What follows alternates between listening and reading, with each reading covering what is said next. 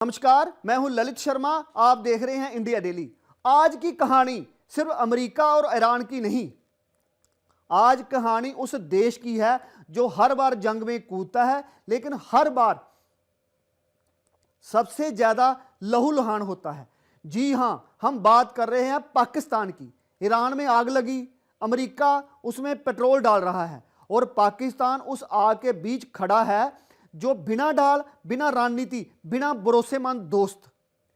पाकिस्तान आज उस चौराहे पर खड़ा है जहां हर रास्ता खतरे की तरफ जाता है।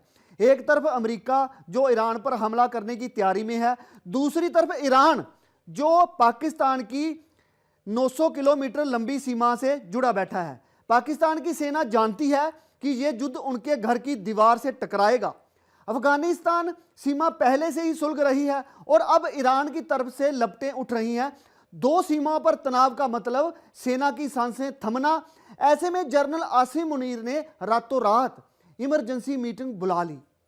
इसमें आईएसआई, मिलिट्री इंटेलिजेंस और सारे कमांडर मौजूद थे, क्योंकि खतरा सिर्फ बाहर से नहीं, अंदर से भी है। मीटिंग में सबसे बड़ा सवाल यही था, अगर अमेरिका ईरान पर हमला करता है तो क्या वह पाकिस्तान के एयरवेस मांगेगा?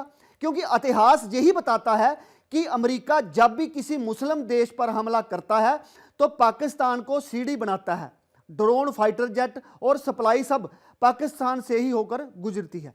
लेकिन आज पाकिस्तान के पास हां कहने की हिम्मत नहीं है, क्योंकि हां कहा तो सड़कों पर आग लगेगी।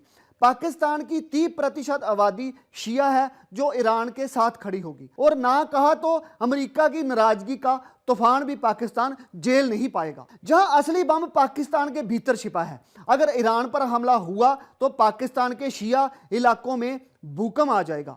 कराची, क्वेटा, गिलगित और पारा चिनार में सड़कों पर हजारों लोग उतरेंगे। सरकार और सेना पर अमेरिका की दलाली का आरोप लगेगा।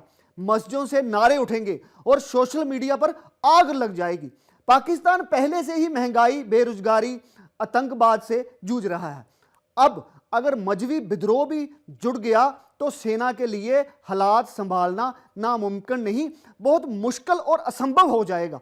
यही वजह है कि आईएसआई उसे राष्ट्रीय सुरक्षा संकट मान रही है। एक और डर है ईरान से शरणार्थियों की बाढ़। अगर वहां जंग भड़की तो लाखों ईरानी पाकिस्तान की तरफ भागेंगे। बलूचिस्तान पहले से ही उबल रहा है और वहां नए लोगों के आने से विस्फोट होगा। सीमा पर तस्करी, हथियार और आतंकवादियों की घुसपैठ बढ़ेगी। पाक सेना को बंदूकें सीमा पर लगानी होंगी और सड़कों पर भी। यह वही पाकिस्तान है जिसकी अर्थव्यवस्था आईसीयू में पड़ी है और अब उसे युद्ध का बिल थमाया जा रहा है। इसलिए जनरल आसिम मुनीर ने कतर, सऊदी अरब, तुर्की और अमेरिका से बैकडोर डिप्लोमेसी शुरू करवाई है। मकसद है अमेरिका को समझाना कि ईरान पर हमला पूरे वेस्ट एशिया को जला देगा। लेकिन असली डर यह है कि वाशिंगटन पाकिस्तान की मजबूरी जानता है।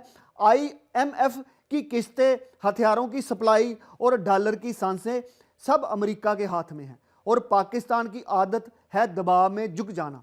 यही वजह है कि इस मीटिंग में फैसले नहीं, सिर्फ डर था।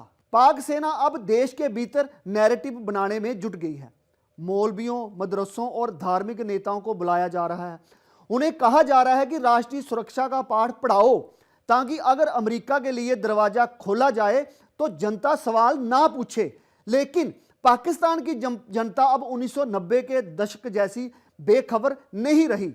सोशल मीडिया हर झूठ पकड़ लेता है और जब भूख, बेरोजगारी और गुस्सा एक साथ मिलते हैं, फौज की भी जड़ें हिलना तय माना जाता है। आज पाकिस्तान 3 तरफ से गिरा है। बाहर अमेरिका, पड़ोस में ईरान और भीतर में गुस्सा। ये वही मुल्क है जो हर बड़ी ताकत के खेल में मोहरा बनता है। फर्क बस इतना है कि इस बार दाम बहुत बड़ा है। अगर ईरान जला तो पाकिस्तान सुलगेगा, अगर अमेरिका दबाव डालेगा तो इस्लामाबाद झुकेगा, और अगर जनता भड़की तो जनरल भी नहीं बचेंगे। यही वजह है कि GHQ में आज घबराहट है, आत्मविश्वास नहीं। ये सिर्फ युद्ध की कहानी नहीं, ये एक देश के टूटने का खतरा है। पाकिस्तान फिर एक बार इतिहास में गलत पन्नों पर खड़ा है। या तो वह अमेरिका की ढाल बनेगा या फिर अपने ही लोगों के सामने कटघरे में खड़ा होगा। ईरान की आग बहुत दूर नहीं और पाकिस्तान की छत भी बहुत कमजोर है कि वो अमेरिका का दबाव भी नहीं झेल पाएगा और अपने लोगों को नाराज भी नहीं कर पाएगा। अगर उसने अपने लोगों को नाराज किया तो पाकिस्तान में विद्रोह और बगावत की ऐसी बाढ़ आएगी जिसमें जनरल आसिम मुनीर, पाकिस्तान गवर्नमेंट और सब कुछ बह के तहस नहस हो जाएगा। आप देखते रहिए इंडिया डेली, फिर मिलते हैं बड़ी खबर के साथ।